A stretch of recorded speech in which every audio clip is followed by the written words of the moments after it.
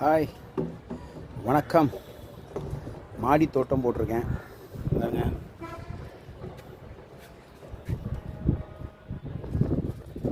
இது கரும்பு.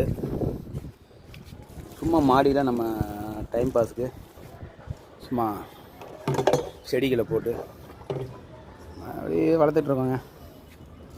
இது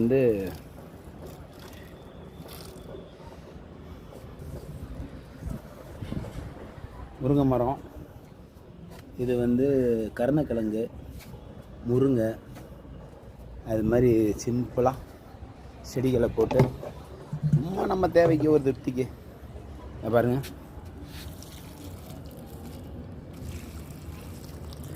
அதாவது கரும்பு ஒரு பொங்கலுக்கும் நம்ம கரும்பெல்லாம் வாங்க முடியல, விலை அதிகமாகுது. அதனால் சும்மா ஒரு கரும்பை நட்டு வச்சேன்.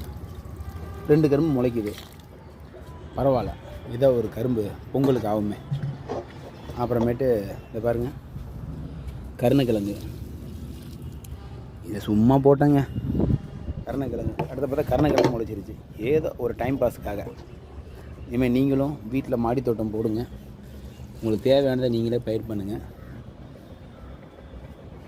என்ன சொல்லப்போனால் உரம் இல்லாமல் விஷயங்களை சாப்பிடுங்க. Bye bye, see you.